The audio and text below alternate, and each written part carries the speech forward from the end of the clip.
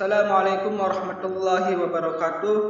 Perkenalkan, nama saya Ahmad Antoni Hidayat dengan nomor NIM 2202126 dari kelompok 6 kelas 3A HKI Fakultas Syariah Universitas Islam Negeri Mataram. Hukum waris Islam merupakan aturan yang mengatur pengalihan harta dari seseorang yang meninggal dunia pada ahli warisnya. Hal ini berarti menentukan siapa-siapa yang menjadi ahli waris. Porsi masing-masing bagian ahli waris menentukan harta peninggalan dan harta warisan bagi orang yang meninggal. Pengertian hukum waris Islam. Dalam bahasa Arab, kata al-marth adalah bentuk dari masdar dari kata warasa yarisu irsan warisan yang memiliki arti mewaris. Seperti yang terdapat dalam firman Allah dalam Al-Quran. Wa waritha Sulaiman Dawuda, dan Sulaiman telah mewarisi Daud. Wa kunna nahnul warithin, dan kamilah yang mewarisinya. Ditinjau dari segi bahasa, pengertian al-marth adalah perpindahan sesuatu dari seseorang kepada orang lain atau dari satu kaum kepada kaum lain. Sedangkan ditinjau dari segi istilah ilmu faraid, pengertian al-marth adalah perpindahan hak pemilikan dari mayit atau orang yang meninggal dunia kepada ahli warisnya yang masih hidup. Baik pemilikan tersebut berupa harta, tanah maupun hak-hak yang lain. Adapun ilmu yang berkaitan dalam hal ini disebut ilmu faraid, yaitu ilmu yang membahas tentang warisan dan orang-orang yang berhak menerima warisan untuk menyampaikan suatu hak kepada yang berhak menerimanya. Ilmu ini diramalkan sebagai ilmu yang paling cepat sirna dari permukaan bumi. Dasar dan sumber hukum kewarisan Islam. Dasar dan sumber utama dari hukum Islam adalah nas atau teks yang terdapat dalam Al-Quran dan Sunnah Nabi Muhammad SAW. Adapun ayat Al-Quran dan Sunnah Nabi yang secara langsung mengatur kewarisan itu adalah sebagai berikut. Pertama, dalam surah An-Nisa ayat 7 yang berbunyi, lirrijali nasibum mimma tarakal walidaini wal aqrabun walin nisa'i nasibum mimma tarakal walidaini wal aqrabun mimma kulla minhu aw kasar nasiban mafruḍa, yang artinya bagi orang laki-laki ada hak bagian dari harta peninggalan ibu bapak dan kerabatnya, dan bagi orang wanita ada hak bagian pula dari harta peninggalan ibu bapak dan kerabatnya, baik sedikit atau banyak menurut bagian yang telah ditetapkan. Dan adapun dari hadis Nabi Muhammad SAW secara langsung mengatur tentang kewarisan. An Ibn Abbas radhiyallahu anhu anin Nabi sallallahu alaihi wasallam qala alhiqul fara'ida bi ahliha fama baqiya fahuwa liuli rajulin dzakarin, yang artinya dari Ibnu Abbas dari Nabi sallallahu alaihi wasallam, beliau bersabda, berikanlah warisan itu kepada orang-orang yang berhak menerimanya, sedangkan sisanya diberikan kepada ahli waris laki-laki yang paling berhak menerimanya. Asas-asas hukum kewarisan Islam. Hukum kewarisan Islam digali dari keseluruhan ayat hukum dalam Al-Quran dan penjelasan tambahan yang diberikan oleh Nabi Muhammad SAW dalam sunnahnya. Terkait dalam keduanya, maka ada 5 asas yang berkaitan dengan sifat peralihan harta kepada ahli waris. Cara pemilikan harta oleh yang menerima, kadar jumlah harta yang diterima, dan waktu terjadinya peralihan harta itu. Adapun asas-asas tersebut adalah: pertama, asas ijbari. Asas ijbari adalah peralihan harta dari seseorang yang meninggal dunia kepada ahli warisnya, berlaku dengan sendirinya menurut ketetapan Allah tanpa digantungkan kepada kehendak pewaris atau ahli waris. Yang kedua, asas bilateral. Asas bilateral adalah seorang yang menerima hak warisan dari kedua belah pihak kerabat, dari keturunan laki-laki dan dari pihak kerabat keturunan perempuan.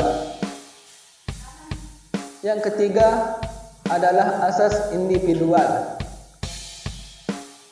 Asas individual adalah harta warisan yang dapat dibagi pada masing-masing ahli waris untuk dimiliki secara perorangan. Dalam pelaksanaannya, seluruh harta warisan dinyatakan dalam nilai tertentu yang kemudian dibagikan kepada setiap ahli warisnya menurut kadar bagian masing-masing. Yang keempat adalah asas keadilan. Adapun asas keadilan mengandung arti bahawa harus senantiasa dapat keseimbangan antara hak dan kewajiban, antara hak yang diperoleh dan hak seorang dengan kewajiban yang harus ditunaikannya. Yang kelima adalah asas semata akibat kematian.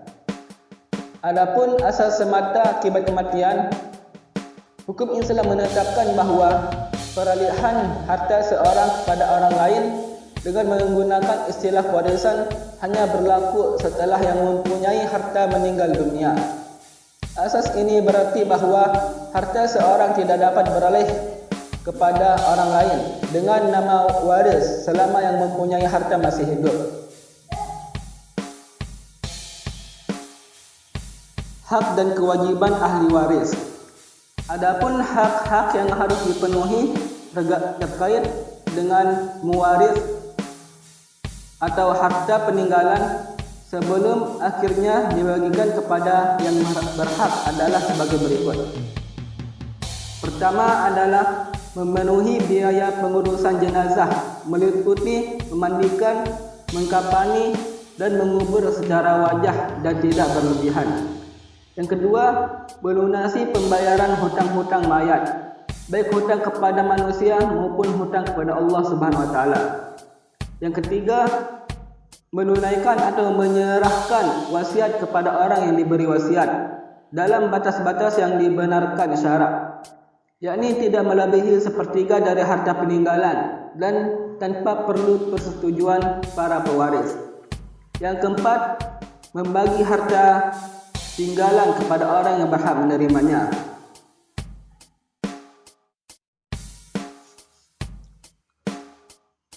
Rukun-rukun waris. Rukun waris adalah sesuatu yang harus ada untuk mewujudkan bagian harta waris, di mana bagian harta waris tidak akan ditemukan bila tidak ada rukun-rukunnya. Untuk dapat menerima harta peninggalan harus memenuhi beberapa rukun, yaitu pertama, al-mawaris atau pewaris, yaitu mayit yang harta peninggalannya berhak diwarisi oleh orang lain sesudah ia wafat. Yang kedua adalah al-waris, ahli waris, yaitu orang yang berhak memperoleh bagian harta karena ada hubungan dengan orang yang telah meninggal, yakni ikatan kekerabatan, ikatan perkawinan dan ikatan wala atau memerdekakan hamba sahaya. Yang ketiga adalah maurus. Maurus adalah harta yang menjadi pusaka. Harta ini dalam istilah fikih dinamakan al-maurus, al-miras, al-irs, at-turas, dan at-tarikah. Semuanya mempunyai pengertian yang sama. Syarat-syarat menerima warisan. Syarat adalah sesuatu yang karena ketiadaannya tidak akan ada hukum. Dengan demikian, apabila tidak ada syarat-syarat waris, maka tidak akan ada pembagian harta waris. Dan untuk menerima harta peninggalan diharuskan memenuhi 3 syarat, yaitu pertama, meninggalnya pewaris, baik dengan nyata maupun oleh hukum dinyatakan meninggal seperti orang hilang. 2. Hidupnya ahli waris, baik dengan nyata maupun oleh hukum dinyatakan hidup semenjak meninggalnya mayat, sekalipun sebentar. Ketiga, dapat diketahui status dan kedudukan dalam pembagian harta peninggalan, seperti bapa, ibu, saudara, dan sebagaimana terhadap orang-orang yang meninggal.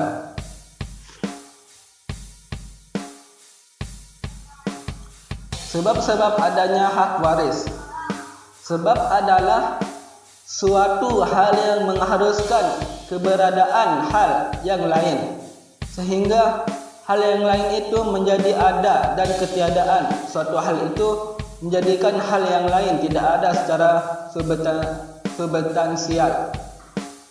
Sebab-sebab adanya hak waris ada 3, yaitu hubungan pernikahan, yang kedua hubungan nasab, dan yang ketiga hubungan wala.